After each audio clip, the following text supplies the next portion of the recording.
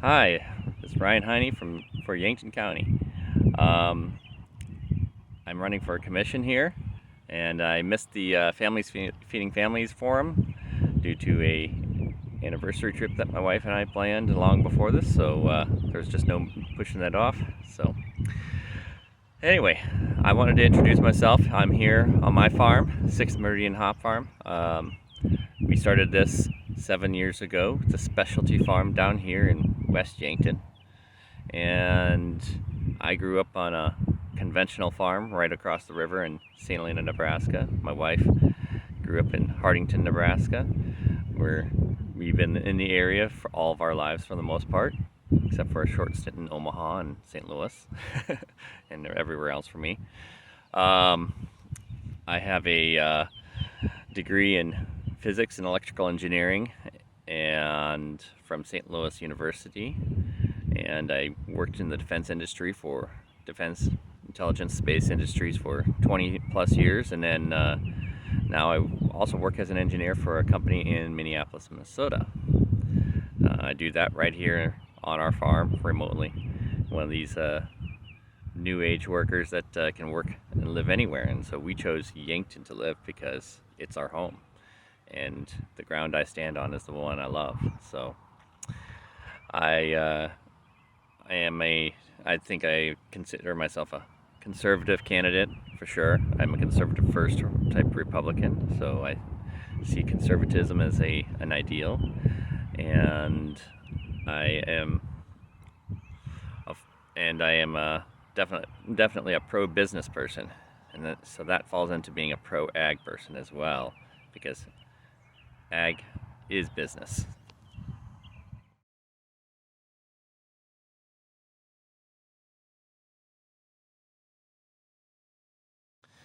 So, when it comes to this right to farm amendment, it really isn't a whole lot. It's really requiring people to acknowledge that they're building next to, or they're living next to, or right in an agricultural zone. And it involves things that sometimes aren't pretty. I mean, these plants behind me, they look pretty, but there's some times that it's kind of ugly. And we have to spray for mildew. We have to apply a fertilizer. We actually try to do it we try to use an organic fertilizer, which makes it smell even more. And it's not animal based, but even still, it does smell. And there are things that are not pretty in ag, just like in every business. Everything's not just a big glorified nice thing. And so I do support the right to farm amendment in our a right to farm covenant, I should say. And I hope that the county would respect that in the future. Speaking of covenants and easements that are privately done, the county has starting to have a history of ignoring them, and that I think is going to cause us a lot of headaches and a lot of problems, not just with the county, but also just among our neighbors, when they can come in and convince 5 people to dismiss something that the courts have decided, and that's not good. And so I am a person who likes to stick with the facts on the ground, stick with the laws, and keep it clear, and have a good fence to make great neighbors, because then when we all can get along, our community is going to thrive.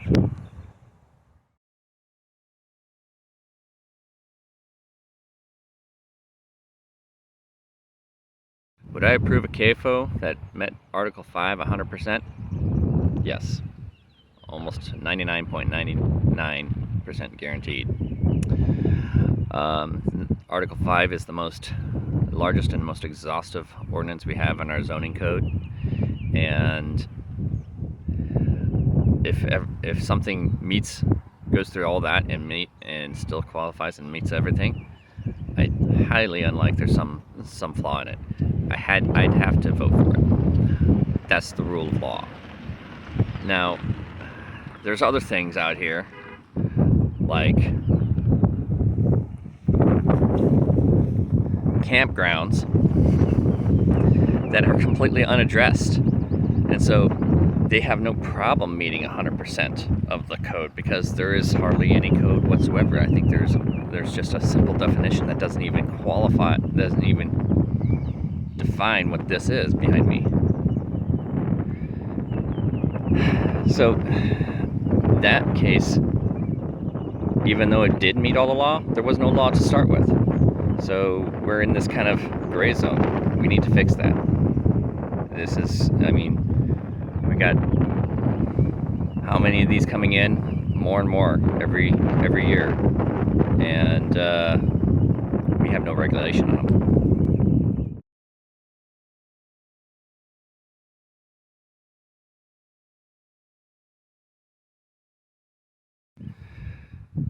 I'm going to start this with every farm is a factory.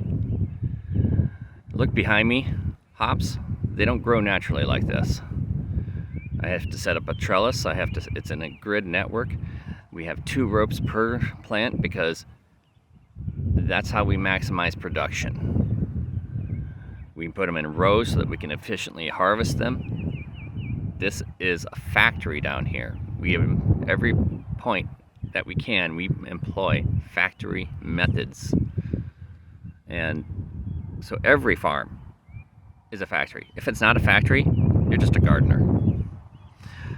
And when we talk about corporate farming, that's a little bit grayer. Technically, I'm a corporate farm here. 6th Meridian is incorporated as an LLC. That's just smart business. Anyone who's farming is in business, and they need to be smart about their business. When a farm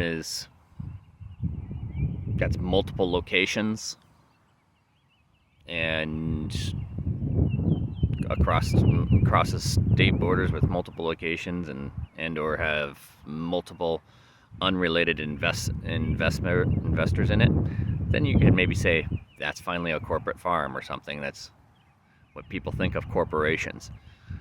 So, is there a corporate farmer? Maybe Bill Gates. Then you have, what's a family farm? Well, almost every farm is a family farm, because in order to stick in this business, you have to love the land, and you're really building something that is beyond one lifetime. So almost every farm out there at one point was a family farm, and you can't get away from that either.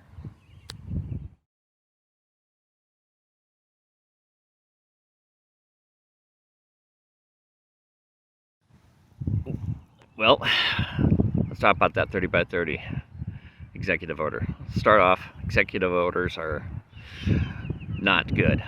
I feel like they've been abused in the last several presidents, and it's a slow creep towards authoritarian mandate, dictatorship type rule.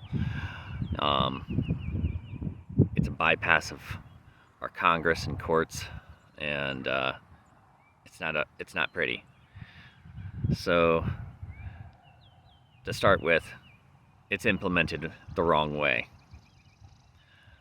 Now let's talk about the actual effects. What are they going to use this land for? It's going to take it out of production. We're already talking about food shortages and economic problems, and now we're just going to let land life follow for what? Some climate science that still is not quite settled. It's never going to be settled because it's a chaotic system, and we have a very limited window of understanding of this chaotic system. So trust me, I did a paper on chaos in college and built some chaotic circuits. They're difficult. So this 30 by 30 thing, we think about things like I think about the conservation easement that's right next to my dad's property over in Nebraska, and how now the new owners can't even put gravel on a road, so that they can even access their cabin that's in it. So it really even depreciated the hunting value of the property. All it can do is sit there. That doesn't generate a whole lot of tax revenue for anyone. It makes our county more dependent on, it'll make more county more dependent on the government for money. But that's kind of what they like. They like to have the strings to pull. So thinking about that CO2 pipeline full of CO2, a leak of CO2 would certainly be dangerous, just as dangerous as other noxious gases. Excuse me, I have to adjust my position here.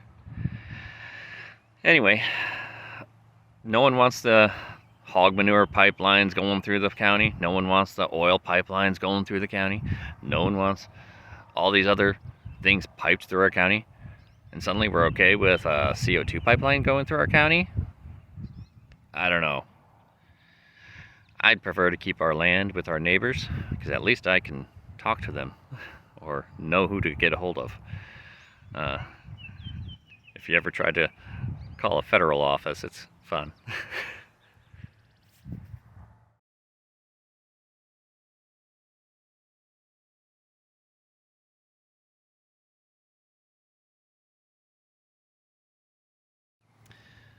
Yankton has 3 pillars of economics: agriculture, manufacturing, and tourism. I see them not really working against each other or fighting against each other. I see a lot more things where they work together. People love agriculture. People love looking at things like this. And agritourism is a big thing. There's a lot of opportunity there. I don't think people are turned off as much as they think of modern agricultural operations.